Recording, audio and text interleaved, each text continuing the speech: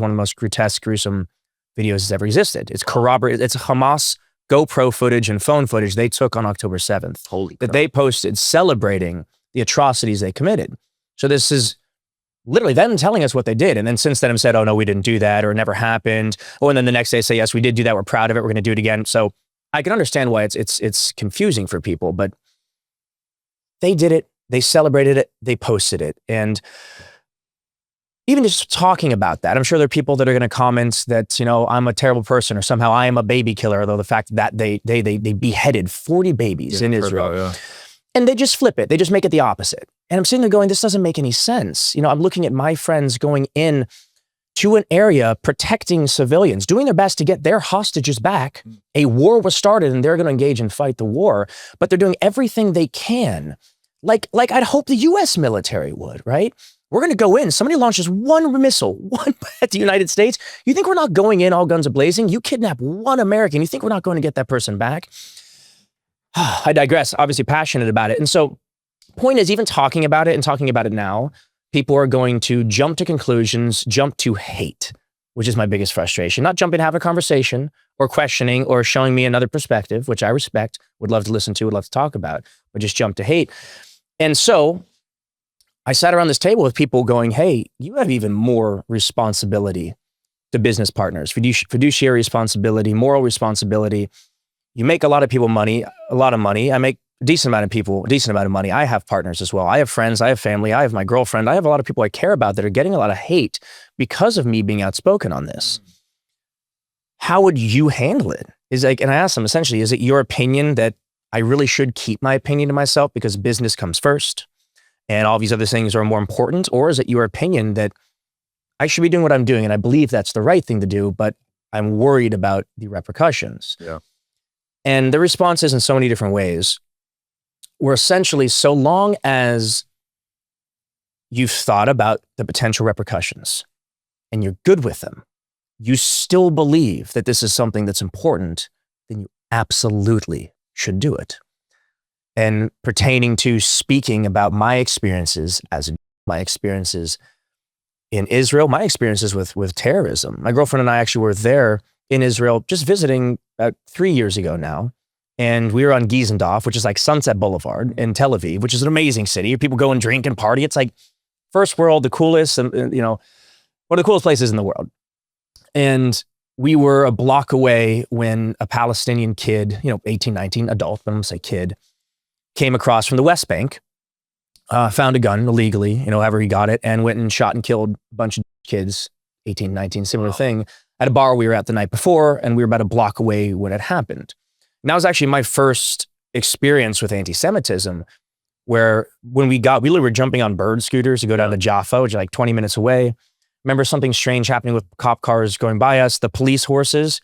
I've never seen those things gallop, and they have them on the beach and such. Yeah. They were galloping by us. And I remember thinking that's weird. And we finally get to where we're going to dinner, my girlfriend and I, and get ushered in, then understand the situation, that there was a terrorist attack, hasn't happened in 10 years. Damn. It's like something happening in LA in Sunset Boulevard, or right here on Broadway in Nashville. It was a huge deal. That's not commonplace in Tel Aviv, for all places. And it had been so safe for so long. And I remember posting about that on Twitter at the time. I think this was pre-X.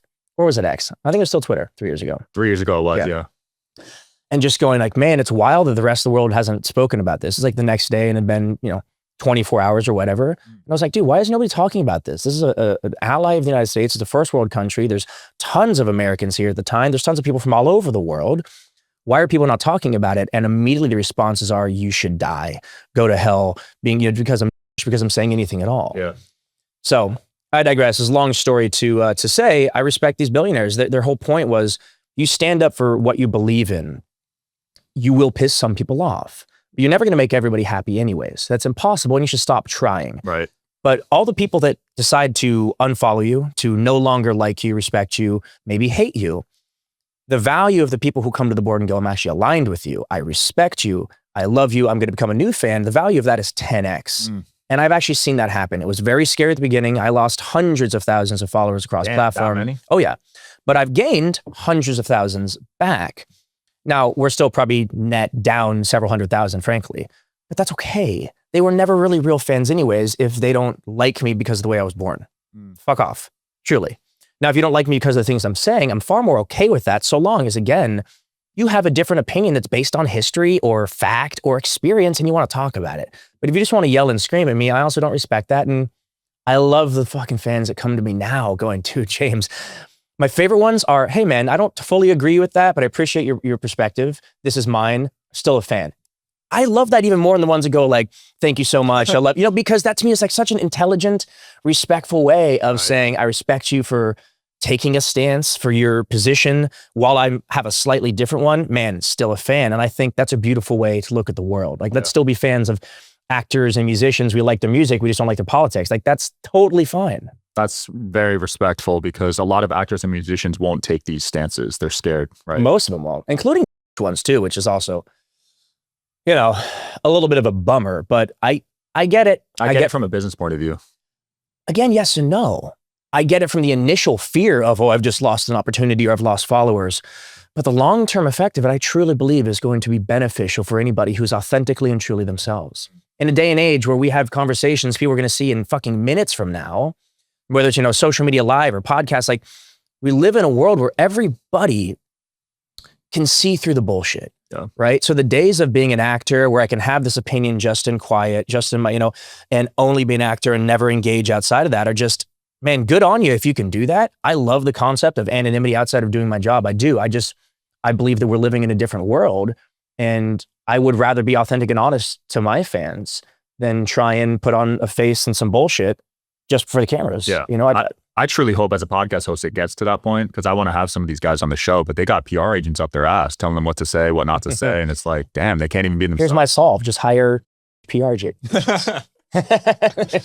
Yeah. So I feel for them, but hopefully it gets to that point. I think people like you are at the forefront of that movement. So, I hope that I'm a good example of it though, because wherever you guys are watching this show, I would truly appreciate it if you follow or subscribe. It helps a lot with the algorithm. It helps us get bigger and better guests, and it helps us grow the team. Truly means a lot. Thank you guys for supporting, and here's the episode.